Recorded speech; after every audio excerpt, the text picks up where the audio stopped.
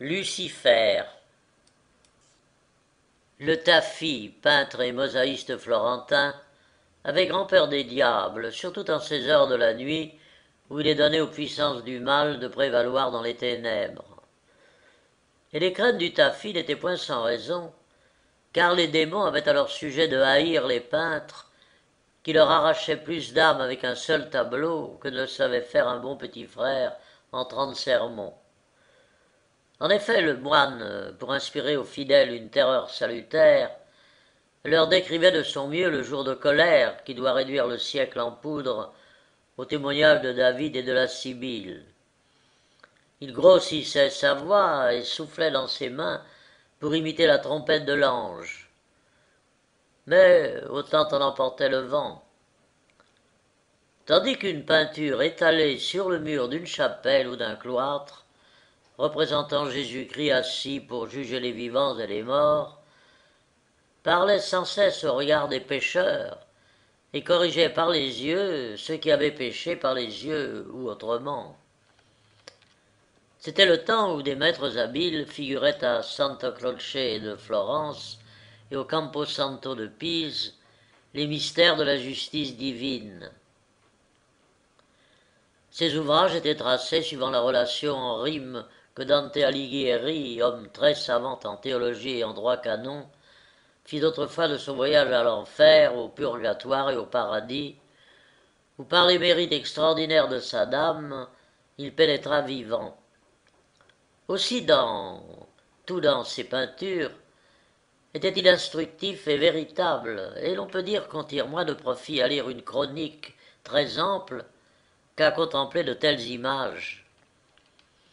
Et les maîtres florentins prenaient soin de peindre, à l'ombre des bois d'orangers, sur l'herbe émaillée de fleurs, des dames et des cavaliers que la mort guettait avec sa faux, tandis qu'ils devisaient d'amour au son des luttes et des viols.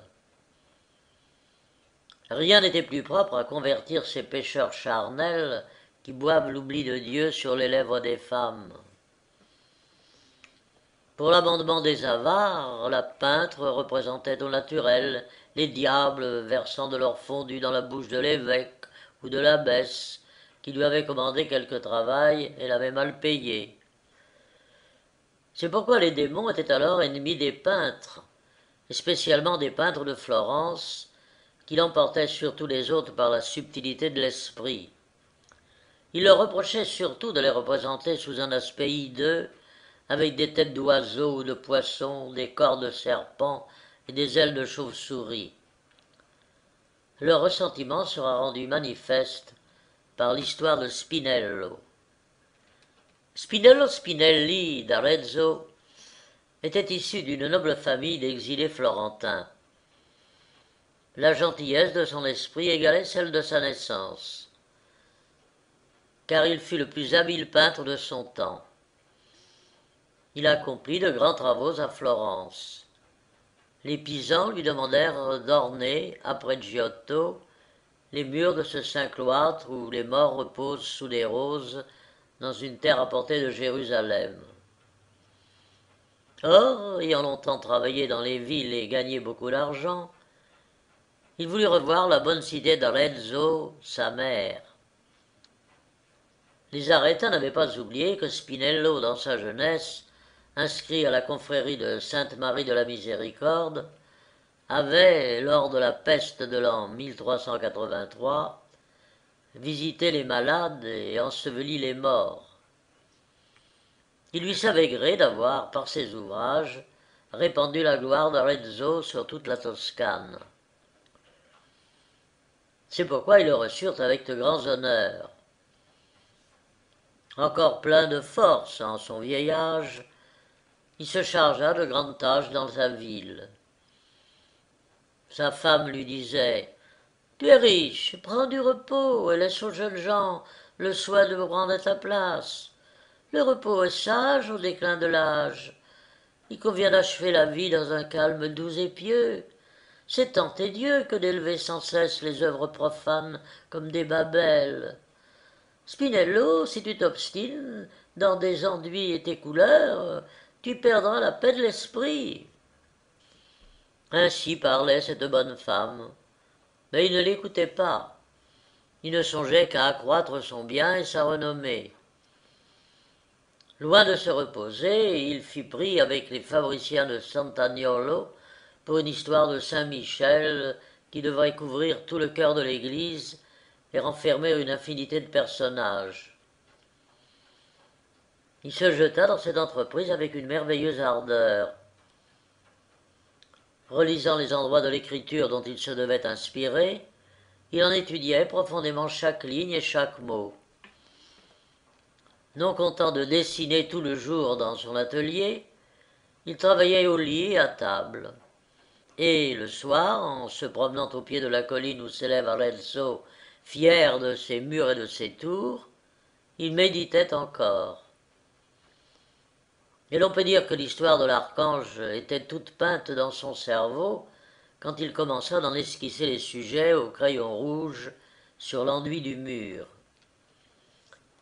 Il eut bientôt fait de tracer ses contours.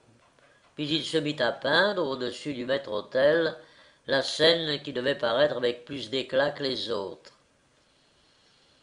Car il convenait d'y glorifier le chef des milices célestes de la victoire qu'il remporta avant le commencement des temps. Spinello représenta donc Saint Michel combattant dans les airs le serpent à 7 têtes et 10 cornes, et il se put à figurer dans la partie inférieure du tableau le prince des démons, Lucifer, sous l'apparence d'un monstre épouvantable. Les figures naissaient d'elles-mêmes sous sa main, et il réussit au-delà de ce qu'il espérait. La face de Lucifer était si hideuse qu'on ne pouvait échapper à la puissance de sa laideur. Cette face poursuivit le peintre dans la rue et l'accompagna jusqu'à son logis. La nuit étant venue, Spinello se coucha dans son lit aux côtés de sa femme et dormit. Pendant son sommeil, il vit un ange aussi beau que Saint Michel, mais noir. Cet ange lui dit « Spinello, je suis Lucifer. Où donc m'avais-tu vu pour me peindre comme tu fis, sous un aspect ignominieux ?» Le vieux peintre lui répondit en tremblant qu'il ne l'avait jamais vu de ses yeux, n'étant point allé vivre en enfer, ainsi que Dante Alighieri. Mais quand le figurant, comme il l'avait fait, il voulait exprimer en traits sensibles la laideur du péché. Lucifer haussa les épaules et l'on eût dit la colline de San Gemignano tout à coup soulevée. « Spinello, dit-il, veux-tu me faire le plaisir de raisonner un peu avec moi? Je suis assez bon logicien. Celui que tu pries le sait. » Ne recevant pas de réponse, Lucifer poursuivit dans ces termes. « Spinello, tu as lu les livres qui me font connaître. Tu sais mon aventure et comment je sortis du ciel pour devenir le prince du monde. Illustre entreprise et qui serait unique si les géants n'avaient pareillement attaqué le dieu Jupiter, comme tu l'as vu, Spinello, sur une tombe antique où cette guerre est sculptée dans le marbre. » « Il est vrai, dit Spinello, oui, j'ai vu ce tombeau en forme de cuve à Santa Reparata de Florence. C'est un bel ouvrage des Romains. » « Pourtant, répliqua Lucifer en souriant, les géants n'y sont point en forme de grenouille ni de caméléon. » « Aussi bien, dit le peintre, n'avait-il pas attaqué le vrai Dieu, mais seulement une idole des païens? Cela est considérable. Le fait est certain, Lucifer, que vous avez levé l'étendard de la révolte contre le roi véritable de la terre et du ciel. » « Je n'en disconviens pas, répondit Lucifer. Et de combien de sortes de péchés me charges-tu pour cela? » « On peut bien vous en donner 7, répondit le peintre, et tous capitaux. 7, dit l'ange des ténèbres, le nombre est théologique. Tout va par 7 dans mon histoire, qui est étroitement liée à celle de l'autre. Spinello, tu me tiens pour orgueilleux, colère et envieux. Je consens à l'être à condition que tu reconnaisses que la gloire seule me fit envie. Me tiens-tu pour avare? J'y consens encore. L'avarice est une vertu pour les princes.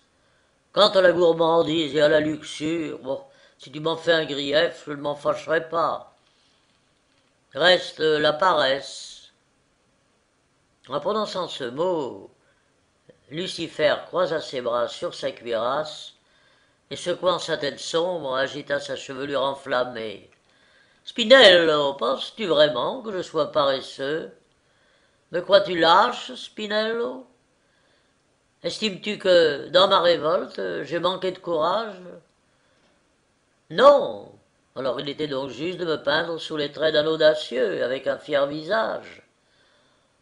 On ne doit faire tort à personne, pas même au diable.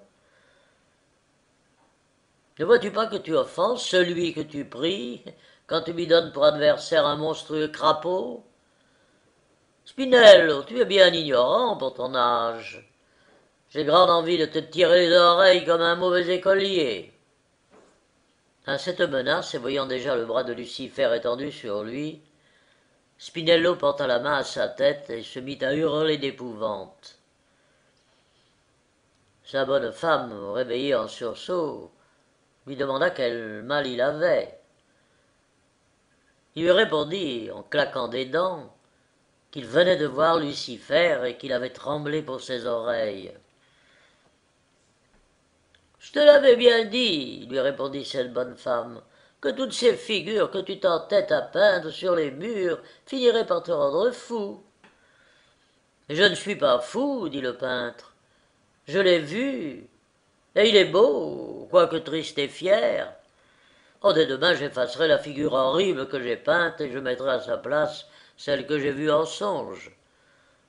Car il ne faut pas faire tort, même au diable. Tu ferais bien de dormir, répliqua la femme. Tu tiens des discours insensés et peu chrétiens. Spinello essaya de se lever, mais il n'en eut point la force et il retomba sans connaissance sur l'oreiller. Il languit encore quelques jours dans la fièvre et puis mourut.